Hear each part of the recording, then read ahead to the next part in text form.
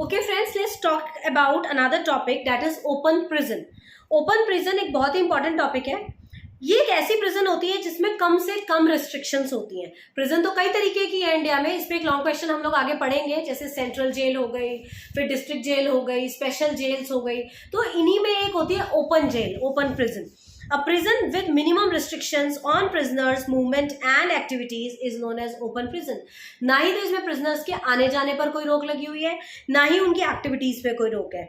In these prisons, prisoners have more freedom than in any other types of prison because they are not considered dangerous and are trusted not to escape. ये prisons वो ऐसे prisons होते हैं जहां पर ना तो इन लोगों के कहीं भागने का डर होता है, ना ही इन लोगों की किसी एक्टिविटी पे रोक टोक लगाते हैं. ये इन लोगों को खुला छोड़ देते हैं. ना दीवारें होती हैं इन प्रिजन्स की, ना कोई लॉकअप्स होते हैं, कुछ होता है. ये आराम से यहाँ अंदर मूवमेंट करते हैं उस एरिया, उस प्रीमाइसेस के अंदर. According to data there are 63 open prisons. हमारे इंडिया में 63 ओपन प्रिजन्स है. Data can vary in different sources. And सबसे ज़्यादा जो प्रिजन्स पाए जाते हैं ओपन, वो राजस्थान में पाए जाते हैं. According to my source of data 29 open prisons है राजस्थान में. It has less security and less supervision. इसमें बहुत ही लेस सिक्योरिटी होती है और लेस सुपरविजन होता है, विथ फ्यू रिस्ट्रिक्शंस, और रिस्ट्रिक्शंस भी बहुत कम होती हैं. They may be able to participate in workshop inside the prison. Prison के अंदर ही वर्कशॉप्स लगती हैं जिसमें लोग पार्टिसिपेट कर सकते हैं. इनका एम होता है ओपन प्रिजन रखने का कि वो प्रिजनर्स को रिहेबिलिटेट कर सके. देखिए अल्टीमेटली तो हमारा प्रिजन में डालने का रीजन ही यही होता है क्रिमिनल्स को, कि हम उनको रिहेबिलिटेट कर सके, साथ ही साथ सोसाइटी से उनको थोड़ा दूर रखें ताकि सोसाइटी के ऊपर इनका इम्पैक्ट ना पड़े. तो इनको ठीक तरीके से इनकी डेवलपमेंट हो सके, कंप्लीट अपना सेंटेंस भी काट ले और साथ ही साथ इनकी डेवलपमेंट ना रुके. तो ये कॉन्सेप्ट है ओपन प्रिजन का. Lord Macaulay introduce this concept. Lord Macaulay ने इंट्रोड्यूस किया था इस कॉन्सेप्ट को. And prisoners can be given employment also. Here there are no lockups, no bars.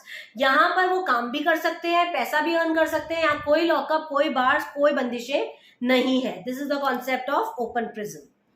Next is prison labour. What is prison labor? Prison labor क्या है? Prison labor or penal labor is a term used for various kinds of forced labor which prisoners are required to perform. Typically manual labor. Prison labour वो labour होते हैं जिनको जेलों में रह के काम करना पड़ता है. अब काम दो तरीके के हो सकते हैं, हार्श वर्क भी हो सकता है और जेंटल वर्क भी हो सकता है. हार्श वर्क में आ गया जैसे पत्थर तोड़ना, बड़े बड़े पहाड़ होते हैं वहाँ पत्थरों के, वो तोड़ते हैं, आपने फिल्मों में देखा होगा. और जेंटल वर्क्स में होता है जैसे खाना बनाना हो गया, मॉपिंग फ्लोर्स हो गया, क्लीनिनेस हो गया, डस्टिंग वस्टिंग हो गया, ये कपड़े धोना, ये सब जेंटल वर्क में आता है. और हार्श वर्क में आता है हार्श एक्टिविटीज करने के लिए. तो प्रिजन में रह के लेबर्स को जब ये काम करना पड़ता है, वो उनके क्राइम के ऊपर डिपेंड करता है कि उन्होंने किस टाइप का क्राइम करके वो अंदर आए हैं. Many prison labours are doing duties of sweeping, mopping floor, while others are assigned the task of maintenance, food preparation, laundering. Depends on the heinous activity they have done outside. If they have done more heinous crime, they are given more harsh punishments. Okay, next question is treatment of offenders. Offenders के साथ कैसा treatment किया जाना चाहिए?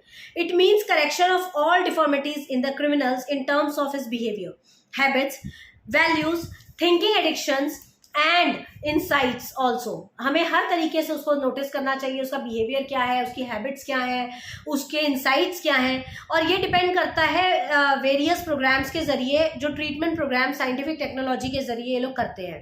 Many methods are used to treat offenders like lie detector test, deterrence, psychological educational test, counselings, cognitive and medicational control, etc. तो इस तरीके की चीज़ें अप्लाई कर करके हमें देखना चाहिए टाइम टू टाइम कि जो ऑफेंडर्स हैं उनका ट्रीटमेंट कैसे किया जाना चाहिए. तो इससे हमें पता चलेगा कि उनके अंदर कितनी डेवलपमेंट है.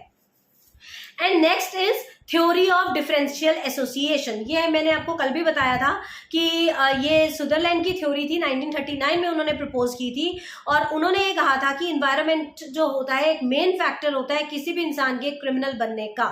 Through interactions with other individual learns to value attitude, methods, motives for criminal behaviour. and the process of learning criminal behavior by association with criminal and anti-criminal patterns involves all the mechanism that are involved in any other learning.